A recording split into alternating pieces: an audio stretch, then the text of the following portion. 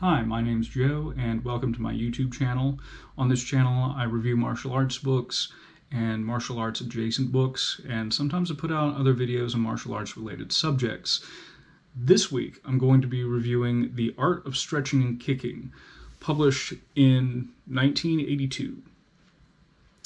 The author is James Lew.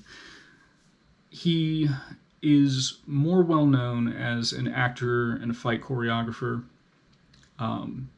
You may have seen him in a few movies, especially from the 80s and 90s. I probably remember him best from Hot Shots Part 2, where he was Charlie Sheen's opponent in the beginning of the movie. And he was also in The Perfect Weapon and a few others. His background includes Taekwondo, Bakmei Kung Fu, in other words, wide eyebrow Kung Fu, as well as Shaolin Kung Fu. And his demo dummy is another guy you may have seen on screen, Albert Leong. And he's like the #1 martial arts henchman from, the 80s through the mid-90s. So you've probably seen him in some of these movies. Now, the book is pretty much divided into two sections. We start off with the art of stretching, and then we get into the art of kicking.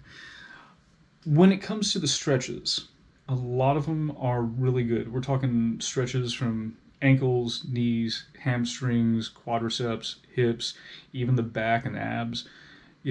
Anything involved in the kicking anatomy gets involved in this stretching section.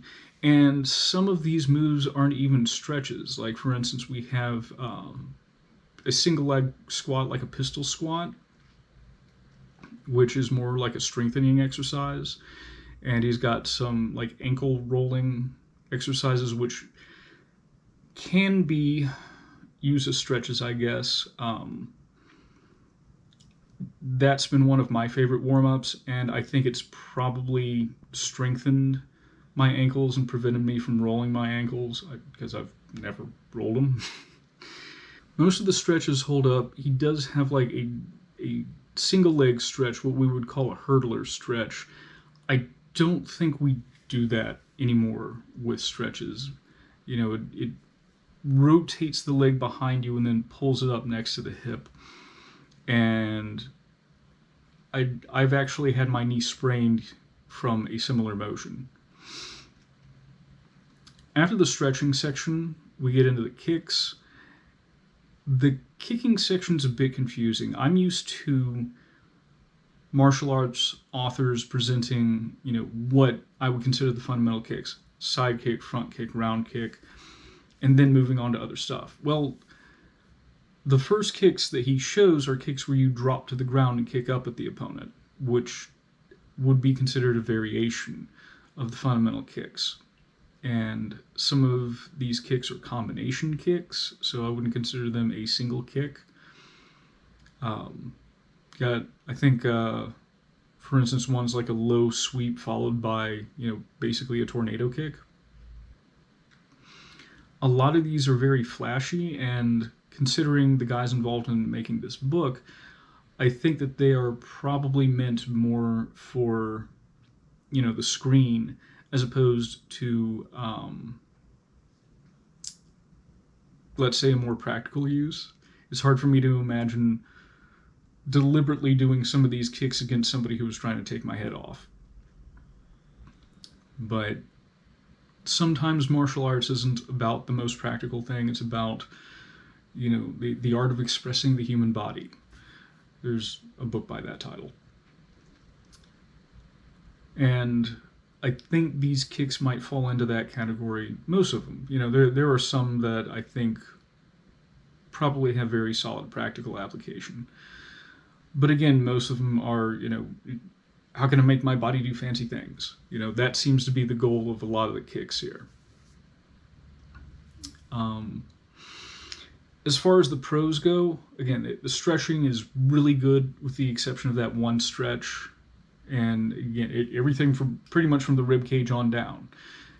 So in addition to stretching, you do get some strengthening exercises with some of these.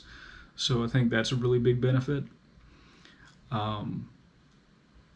I think the I think the kicks again could be beneficial for people who want to express themselves through martial arts, and see all the fancy stuff that they can do.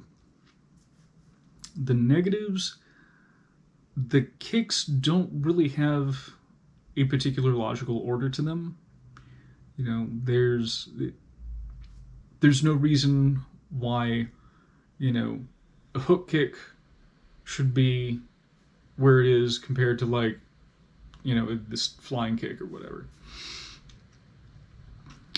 So I don't think that matters too much, to be fair. But, just something to take note of. If you do decide to pick up this book and you want to look for a specific kick, it's not going to be easy. Who would I recommend this book for? I'd say particularly if you are practicing a traditional martial art. And if you maybe want to get into maybe the more artistic side of martial arts, maybe getting into stunts or something like that, the stretching part really applies to everyone. The kicks, again, are pretty fancy and maybe not the most practical in most cases. So, if you're really interested in, what cool stuff can I do in class, I think this would probably be a pretty good book for that.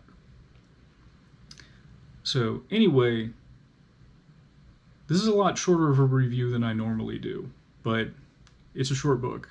So I think I've said all I have to say about it, and I appreciate you viewing my video on my channel, and please like and subscribe if you like what I'm putting out. Thank you very much.